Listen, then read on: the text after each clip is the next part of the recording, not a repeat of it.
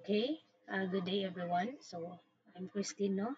And this project is travel vlog. And then ako siyang sa mong IR3.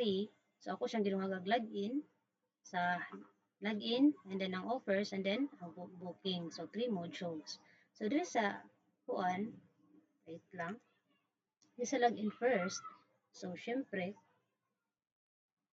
so syempre magsugod gud ta sa import nga atong AWT and then ang event ako nga gano na og event. So diri syempre ang frame no sa kuan this is the mo na ang main window and then ang go.mindanao login so specify na ako and then diri sa form panel para naa diri nga po form o ang form panel niya and then ako siyang grade layout no para plastada no and then sa form panel, akong gibutang na ko dito ang username and password. So, mo na siya, nagbutang kong label dito for username and password.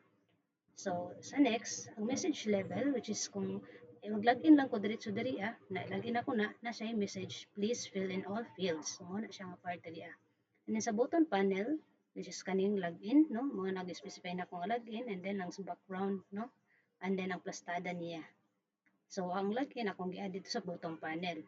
So diri nag-add ko sa frame ang kuan, ang front panel ug bottom panel nga naka-center og south, di akong gi-add sa frame. And then syempre na ako events diri which is the action listener for login kay para function as siya ug ako nang i-login. So mo na siyang functionality niya action mo perform na siya. Kuha na siyang i-click. And then ako ko'y condition diri ang if ang user is empty, so mo na, no, please fill on fields. And then kung ako na siyang na-fill upan, ang text field, so mo ingon siya, mo expose or mo close ang login window and then mo add siya sa offers nga window. Nagbutang po kog mouse listener para sa cover effects na mo na siya diri nga event. Nagbutang kog mouse listener. And then i-background na ako siya og green na see. And then diri nga part is mo mouse exit kung di na ako siya i-pinpoint.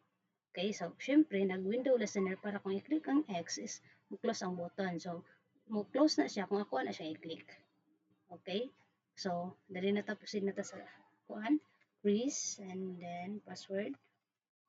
Wala siya lagi na ko na. So diri na ta sa offer nga part.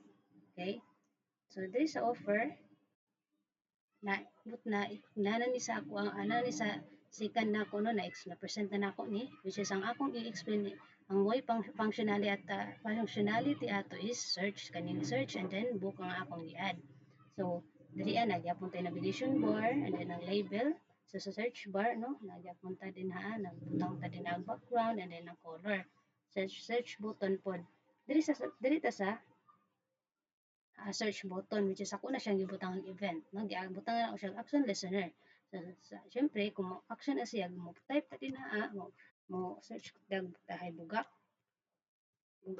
so na na sa message kung unsa tong imong ah research nga kuan nga mga offers okay so okay na to na din so mo na ang action no nga kung searching for kung unsa to imong search and then mo clear din siya after research nimo then ako siyang siyempre visible para sa frame o mo to ang show message dialog katong ni okay o mo na dito nga show message na dialog nga part and then nga nag-add kog action nga kung ako tong i-search i-click ang okay so mo expose mo close siya and then nag-create offer card with book button so diri ang part so ang akong explain diri isang kadtong book button na lang kay na-explain naman ako nito last ang book button na nagi gi straight ra na ako siya sa kuan di ba diri man tong kuan price so ako siyang butang na lang diri sa ubos and then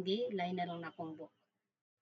So sa book button na nagplaster ko diha nag-book then ako butang ang background syempre and then ako na pud akong gi-add dito sa button panel. So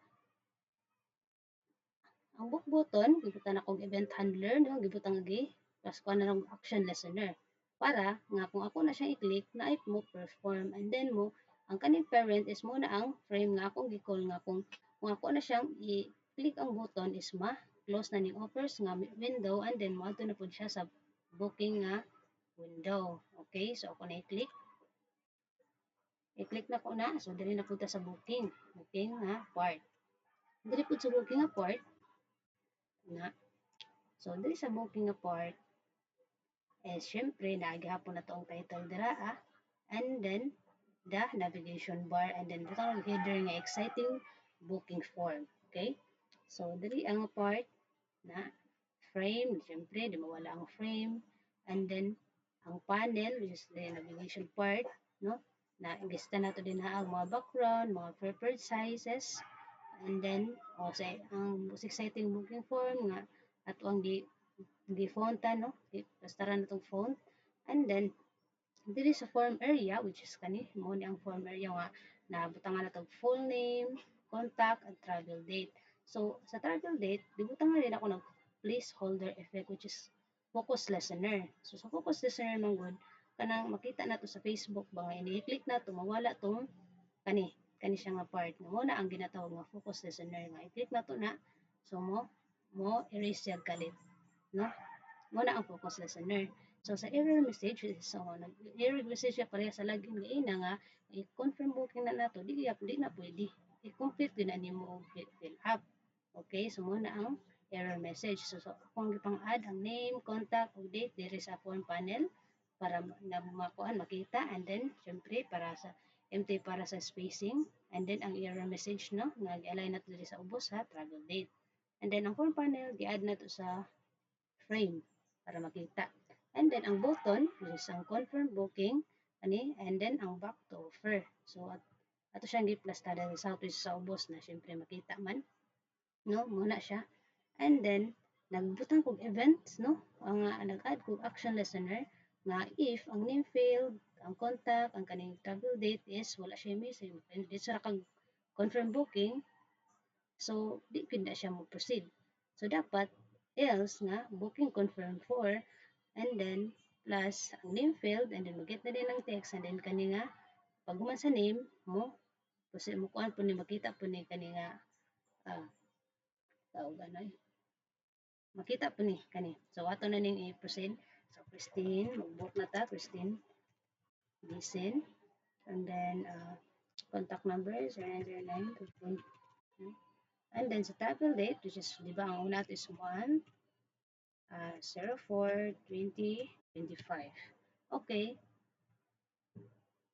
Oh, so natay message no nga nandiri ang part. So diri na siya nga part no. Private static void nga title is confirmation. Title natong confirmation and then ang butang atong layout and then ang new level which is the message. And then kaning okay nga button nga kung ato na siyang i-click no butang tag action listener na diya kung ato na i-click mo dispose siya or mo exit siya and then ang close nga kamo close po ni siya nga window.